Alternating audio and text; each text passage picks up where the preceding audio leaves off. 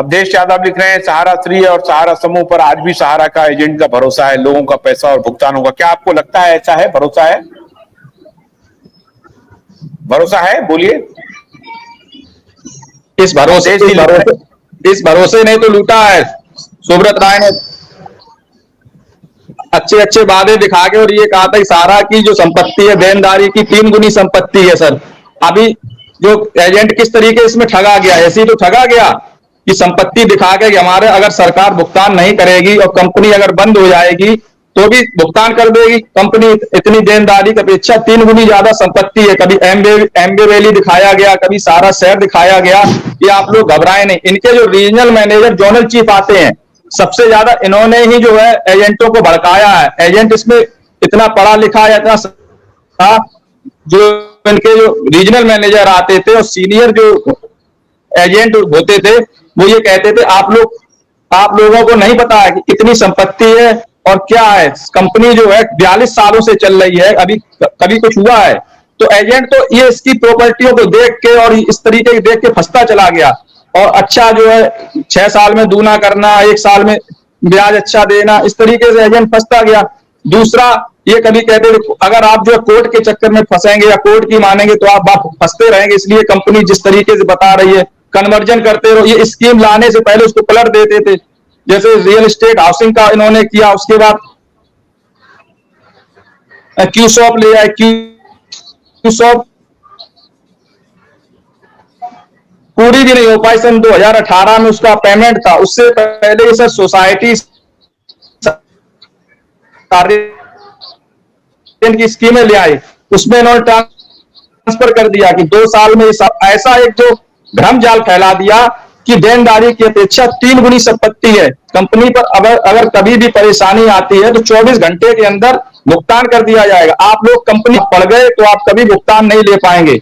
हम एजेंटों का भला चाह रहे हैं, एजेंट बेरोजगार ना हो, इसलिए नई नई स्कीमें लाते रहे और एजेंट को उसमें गुमराह करते रहे। बिल्कुल तो एजेंट बुरी तरीके से फंस गया। उसका कमीशन भी कई सालों से देना बंद कर दिया था सर, उसका भी री इन्वेस्ट कराते रहे, इसलिए कंपनी डूबे ना। एजेंट ने यहां तक विश्वास इंडिया सुब्रत राय के ऊपर विश्वास किया, इसी का जो उसको धोखा मिला है। अगर ये कोई सी स्कीम लाते तो सबसे पहले उसमें एजेंट अपना रुपया जमा करता था, चाहे किसी से लाए। जब तिहाड़ जेल में सुब्रत राय बंद हुए थे तो एक स्कीम लाई गई थी, कितना पैसा जमा कर दो कि वहां पे ये जो कुछ पैसा जमा कर दें और ये बाहर आ जाएं। तो 10-10, 20-20 हजार रुपए हर एजेंट पे कंपलसरी किया गया था, किसी ने ऑब्जेक्शन नहीं उठाया। तो एजेंट तो इसमें बुरी तरीके से फंस चुका है। अब ये सरकार भी अपने लॉलीपॉप दे। पिछली साल रिफंड पोर्टल जुलाई में लॉन्च किया था कि 10-10 हजार रुपए सबको देंगे सर।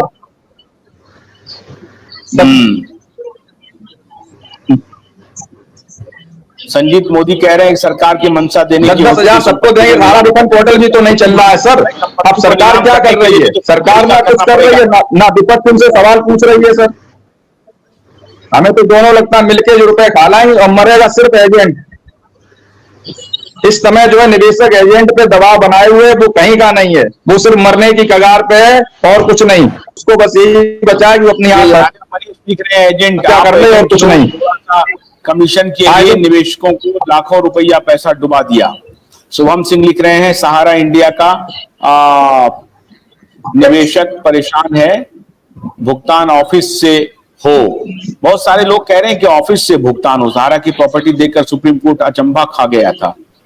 अच्छा, जय श्री राम ऑफिस खुला था तो भुगतान किया नहीं। आज के डेट में 99% ऑफिस बंद हैं तो भुगतान ऑफिस से कहां मिलेगा? झूठा दिलासा निवेशक को मत दीजिए। आप लोग सही बात बताइए। आप लोग ठीक बोल रहे हैं साहब। देखिए वहां ऑफिस से लोग कह रहे हैं कि ऑफिस से पैसे का भुगतान नहीं होगा। इसका मतलब है कि सरकार अपना एक ट्रिब्यूनल बना करके सरकार इन्हीं ऑफिस को कब्जे में लेकर के वो सरकारी ऑफिस बन जाएगा और फिर उसको खोले। क्या कर्नल साहब ये तरीका हो सकता है कि मान लीजिए कि 5000 आउटलेट्स हैं।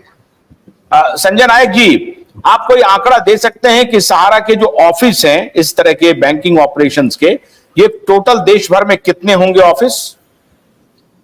सर 5,000 से ऊपर होंगे सर। 5,000 से ऊपर। तो कर्नल साहब, अगर 5,000 इन ऑफिसों को सरकार खुद अक्वायर कर ले अभी कुछ दिन के लिए, और वहां फिर बैठ करके, लेकिन अब सरकार को 5,000 मशीनरी बहाल करना बहुत बड़ी टेढ़ी खीर है। यह अपने आप में ह्यूमंगस है सर, ह्यूमंगस है, हरकुलियन टास्क है ना। Is it possible to do that? Is it doable? देखिए, थियोरेटिकली तो इट इज पॉसिबल, सरकार कुछ भी कर सकती है, सरकार सक्षम है करने में, लेकिन इसके परिणाम सोचना पड़ता है सरकार को। ये और दुष्परिणाम ये है कि सरकार के ऊपर धांधली करने का आरोप लगेगा, घोटाला करने का आरोप लगेगा, और उसके मंशा पर भी प्रश्न चिन्ह खड़ा कर दिया जाएगा, क्योंकि बहुत सारे ऐसे निवेशक हैं जिनके पास कोई रिकॉर्ड नहीं होगा, और बहुत सारे ऐसे नए फर्जी लोग निकल आएंगे जो कहेंगे नकली डॉक्यूमेंट्स बना के कि मेरा ही जमा। नहीं, एक मिनट।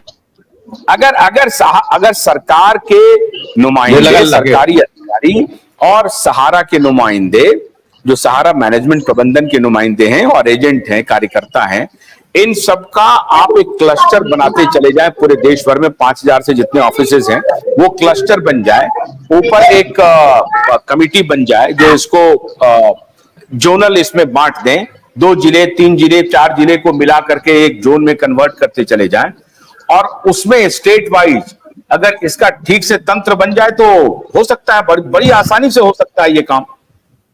सवाल है, पहले पैसे तो होने चाहिए, पहले तो पैसे होने चाहिए। अभी 86,000 करोड़ का डिमांड आया है, तो 86,000 करोड़ पहले होने चाहिए अपने पास।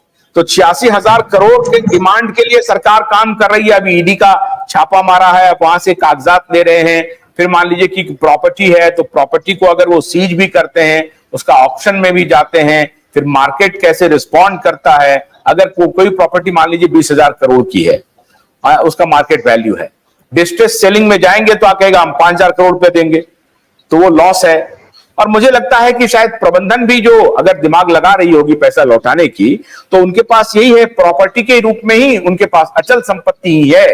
तो अगर प्रॉपर्टी को वो सेल ऑफ करने के लिए जा भी रहे होंगे, तो डिस्ट्रेस सेलिंग में हो सकता है कि उनको जो एक्सपेक्टेड अमाउंट है, जो रेवेन्यू है, वो नहीं मिल रहा होगा।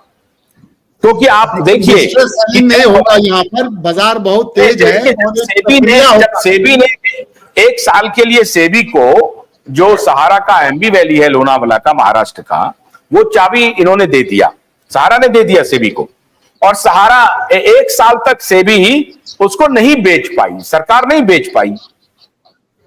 अब आप सोचिए, अभी उसी एमबी वैली का जो वैल्यूएशन लगाया जा रहा है, लगभग 4 लाख करोड़ के आसपास लगाया जा रहा है। तो छोटा मोटा बेच नहीं कर पाई होगी, क्योंकि उसमें लीगल इश्यूज बहुत सारे होंगे, जिसपे कि सहारा के जो वैली का जो एसेट्स होंगे, उसके मालिकियत पर बहुत बड़ा प्रश्न होगा, इसीलिए नहीं बेच पाई। नहीं तो आप देखें, इतने कंपनी डूब जाते हैं, बैंक्रप्सी में चले जाते हैं, एक नोडल ऑफिसर नियुक्त होता है और वो पूरी कंपनी का एसेट्स बेच देता है।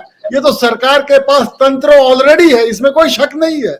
सरकार अगर चाहे बेचने के लिए तो बिना डिस्ट्रेस सेलिंग के एक्चुअल ऑक्शन में देगी, ऑनलाइन ऑक्शन प्रोसेस लेगा, उसमें ठीक है 100% नहीं भी मिलेगा मार्केट वैल्यू, लेकिन हम मान के चलते हैं कि 65% तो मिल ही जाएगा, और वो की वाजिब है, और उससे ज्यादा मिलेगा भी नहीं है। क्योंकि इसके बीच में जो भी कोई खरीदेगा, वो भी तो सोचेगा कि भाई मेरा क्या लाभ है इसमें, और बिना लाभ का कोई भी इन्वेस्टमेंट होता नहीं है। जो नया खरीदार मिलेगा वो इन्वेस्टर होगा, आप समझ रहे हैं। तो 65% से तो ज्यादा मुझे नहीं लगता है कि कोई भी एसेट्स ऑक्शन के थ्रू वो उससे ज्यादा रिकवर हो पाएगा। और संपत्ति इतना ज्यादा है, मार्केट इतना ऊंचाई पर है कि जेन्युइन निवेशक जो है सहारा को, सरकार की मंशा है, सरकार के पास तकनीक है, कानून है, सब है, कर सकती है, लेकिन सरकार को फूंक कर कदम चलना पड़ रहा है, क्योंकि विपक्ष बहुत मजबूत है और वो केवल हल्ला मचाता है, भला किसी का नहीं करता। आप देख रहे हो, भला किसी का नहीं कर रहा है, हल्ला मचा रहा है और सरकार का कामकाज में अड़चन कर रहा है। गन्ने की कड़ी बुनियाद, जिसे मराठी में खुड़किया और कुछ उत्तर भारत के क्षेत्रों में खुटकी भी कहा जाता है, उसे केवल भोलानाथ का 2-in-1 बैटरी ऑपरेटेड हार्वेस्टर कम ब्रश कटर आसानी से और बिना रुकावट के काट सकता है।